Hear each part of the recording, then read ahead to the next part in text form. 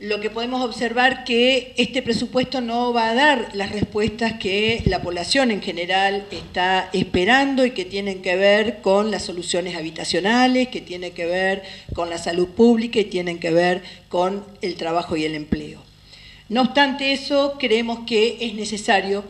para el Ejecutivo Municipal contar con esta herramienta para de aquí a diciembre poder terminar, digamos, con las inversiones y con los compromisos de pago que asume la gestión. Decía que analizando la política presupuestaria, el propio Ejecutivo plantea que se trata de un presupuesto que fue postergado por la falta de datos macrofiscales y expresa textual, entre otras cuestiones, dice, por la altísima volatilidad de la economía, que implicaron una devaluación del tipo de cambio del orden del 120% en el mes de diciembre y una profundización de los índices de inflación en diciembre del 2023 y en los 3 primeros meses del año, fue lo que determinó la postergación de este presupuesto, dice. Lo que me parece importante es graficar cómo han procedido, primero cómo ha sido la ejecución presupuestaria hasta ahora, hasta el mes de julio, donde claramente se puede observar que lo que está con azul, que sería en un 30%, son los ingresos propios, y todo lo que está en rojo responde a lo que envía a las remesas y a las transferencias del gobierno de la provincia de Buenos Aires. Un 70% del presupuesto, es decir, del funcionamiento de este municipio, dependen del gobierno de la provincia de Buenos Aires. Y en lo que es percibido, se puede observar que no hay absolutamente ninguna línea que refleje envíos del gobierno de la Nación. Y es así no porque lo hayamos omitido,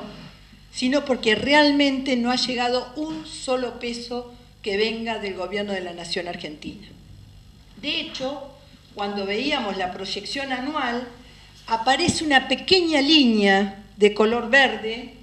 que dice fondos nacionales, y en realidad son 117 millones de pesos, que fue lo que envió en su momento en la gestión anterior, en el mes de noviembre, para la nave productiva que se está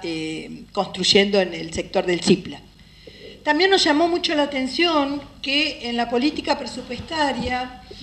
se manifiesta en partes prácticamente justificando la política económica del gobierno nacional, con conceptos que están en la misma sintonía, digamos, que lo que escuchamos del propio presidente de la Nación. Dice, se ha producido en los primeros meses del 2024 un sinceramiento, dice, sinceramiento en el valor de los bienes y servicios de la economía. Dice, a la vez que se viene produciendo una readecuación de la estructura de precios, y debemos decir que ese sinceramiento y esa readecuación de precios ha impactado en este municipio. Por ejemplo, implicó que el gasoil, que el precio del gasoil, que es el insumo fundamental del municipio, aumentara en un 335%. Pero como se están sincerando los precios, es como que de alguna forma se justifica que eso se suceda de esa forma. Y por otro lado, en el caso de los medicamentos, que es también el insumo fundamental para la salud pública, esa readecuación de precios ha implicado aumentos en muchos de los casos de hasta un 1000%. Y eso es parte también del desfasaje económico que hoy está sufriendo el hospital municipal. Y nos llamó la atención justamente que el propio intendente manifestara en la política presupuestaria casi con resignación. Dice, bueno, no habrá nuevas obras públicas por decisión del gobierno nacional, como si lo que se establece, en este caso por el gobierno de Milei, que además perjudica claramente a nuestro municipio, como si eso no fuera objeto de crítica. como que no se tuviera que criticar ni realizar planteos públicos en contra de medidas que justamente están atentando contra la calidad de vida, en este caso, del pueblo rauchense. Y al mismo tiempo escuchábamos hoy que va y le plantea al ministro Catopodis, al ministro provincial de Obras Públicas, Catopodis, le está planteando la necesidad de realizar una ampliación en espejo que se tiene que hacer, que además es real la necesidad, en el caso de la planta depuradora, pero eso se lo tiene que ir y pedir a la Nación. Resulta que Nación define que no va a ser más obra pública y eso se acata como que no es materia de discusión. Ahora sí, después, lo que debería pedir en la Nación se lo exige al gobierno provincial. Primero, como primera análisis que hacíamos de todo esto, decir que a esta situación de estos planteos que hace la Nación en relación a la obra pública y por otro lado la decisión que tiene el gobernador Kicillof de poder avanzar con inversiones en obra pública, deja bien en claro y demuestra que no se trata de quién gestiona en el municipio, sino que se trata de la decisión política que tiene un gobernador o un presidente de la Nación de invertir en obra pública, pero en la convicción de que la obra pública es la generadora de trabajo, es la que dinamiza la economía, el comercio local y es la que garantiza además la calidad de vida de una población. Por eso nos parece importante detenernos en analizar lo discursivo que generalmente podemos escuchar fundamentalmente a través de posteos en las redes sociales o a través de los medios de comunicación. Porque la crítica permanente al gobierno, justamente el gobierno que le da sustento a la ejecución de los programas, en este caso sociales. ¿Y qué programa se ha implementado del gobierno nacional? Se reunieron allá por marzo en la ciudad de Buenos Aires con Pablo de la Torre, la secretaria de Desarrollo Social, con el intendente. Postearon, fue público, fue gacetilla de prensa, dice, estuvieron en reunión con Pablo de la Torre para gestionar en pos del fortalecimiento de las políticas y programas sociales en nuestro municipio. ¿Qué consiguieron? ¿Cuántos kilos de mercadería les mandaron? Ya que escuchaba que estos días critica la mercadería que le envían del gobierno provincial. ¿Le enviaron algo antes de que lo echaran? Porque después a Pablo de la Torre lo echaron por sobresueldo, por maniobras de fondos públicos, por dejar vencer justamente la mercadería. Entonces, lo analizamos en el blog y decíamos, hay como una especie de crítica selectiva en este caso,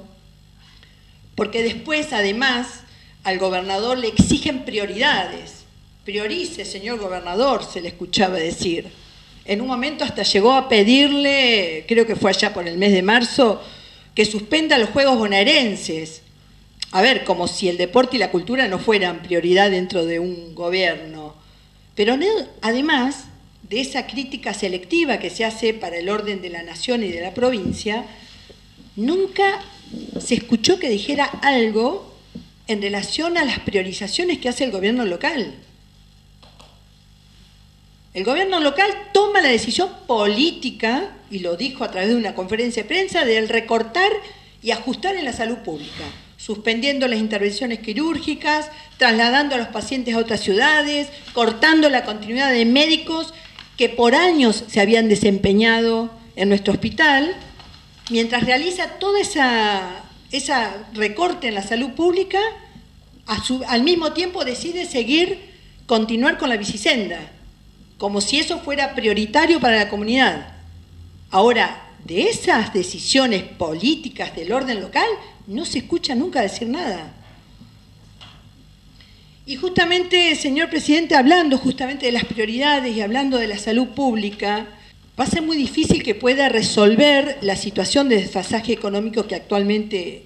digamos, está sufriendo. Justamente, bueno, recién lo decía el concejal Victoriano Cano, bueno, hay un desfasaje mensual que nos explicaba el contador en la reunión de alrededor de 18 millones de pesos, es decir, que entre lo que ingresa mensualmente con los gastos que tiene el hospital mensuales, hay un desfasaje de alrededor de 18 millones de pesos, que eso lleva al día de hoy, en algún momento llegó a más de 100 millones de pesos, ahora, de acuerdo a los primeros días de julio, está en un desfasaje financiero de 82 millones de pesos, que yo le quiero decir, señor presidente, si eso hubiera ocurrido en otra gestión de gobierno sería un escándalo, pero ahora nosotros comprendemos cuál es la situación real de lo que está pasando y por eso lo que vamos viendo es de qué forma podemos acompañar a esta gestión de autoridades hospitalarias como para que puedan ir subsanando la situación que están atravesando. Pero lo que no se dice, y no se ha dicho, por lo menos no lo hemos escuchado en este recinto,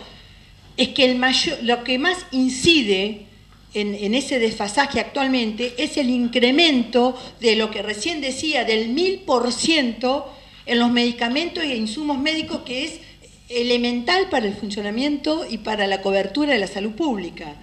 Y también lo que está incidiendo, pero no se dice nada, es la desregulación de los laboratorios que el gobierno nacional aplicó porque supuestamente el mercado se tiene que regular solo. Bueno, eso, lo que nos está pasando en el hospital, es producto de esa regulación que tiene que hacer el mercado.